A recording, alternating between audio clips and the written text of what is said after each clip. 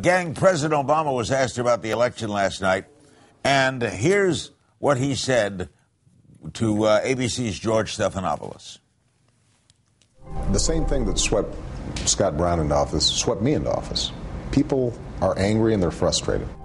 What is the strategy on health care going forward? A lot of people have talked about getting the House to pass the Senate bill. Well, here's one thing I know, and I just want to make sure that this is off the table. The Senate certainly shouldn't try to jam anything through until Scott Brown is seated. People in Massachusetts spoke. He's got to be part of that process. I would advise that we try to move quickly to coalesce around those elements of the package that people agree on. David Gergen, what's your reaction to that? Well, Larry, first of all, it's hard to go from that 5-year-old child in Haiti back to politics, isn't it? But I think the interpretation that's being placed on it by a number of people is right, and that is that President Obama was signaling in that interview that he's prepared to accept some sort of scaled-down package on health care reform. He may try to get something through that's the big package, but he said essentially, let's make sure we have at least this, insurance reform, something for cost containment, and something for small business. That, frankly, is a retreat from the dream of Democrats for 70 years for achieving universal access. And I think what we're hearing and seeing, Larry, is the fading of that dream yet once again. If true, Donna Brazil, do you agree with that, by the way, Donna? Absolutely. Look, we lost one vote, and it was a very important vote.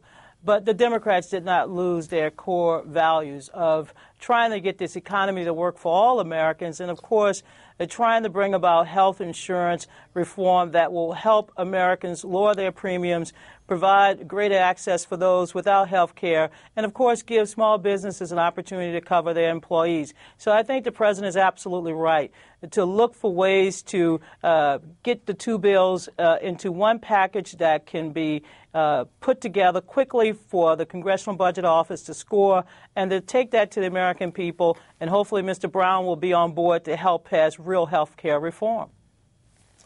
Mary Madeline, John McCain today on the Senate floor called this a national victory. You agree? Well, it was national on the heels of or on top of a cumulative trifecta for Republicans of New Jersey, a true blue state, and Virginia, a almost new blue state. It was a national campaign. It wasn't just health care. There are a number of other issues that would be conventionally called conservative that Scott Brown ran unabashedly on, cutting taxes, prosecuting the war on terror.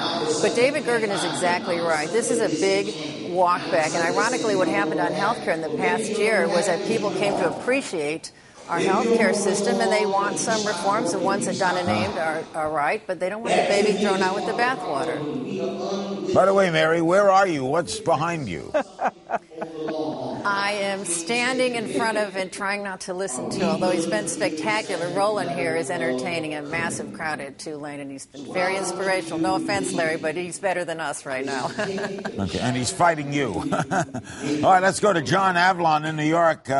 Author of Wingnuts, How the Lunatic Fringe is Hijacking America. That wasn't the lunatic fringe yesterday, was it? No, it wasn't. I mean, Larry, I am an independent.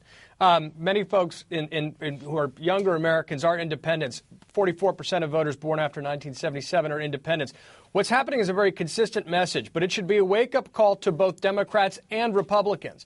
Democrats need to understand that they're overspending, and what's happened with unified control of government, this narrow plate of the base approach that seems to have come out of Nancy Pelosi's Congress, has alienated independents big time.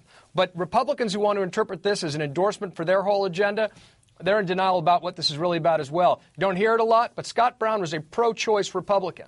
Independents swung towards him because he's consistent with generally what they believe. Fiscal conservatism, socially liberal to libertarian. That's where independents are. That's where young voters are. That's the message that was being sent last night. Folks, got to get the message in Washington. The era of play to the base politics is over.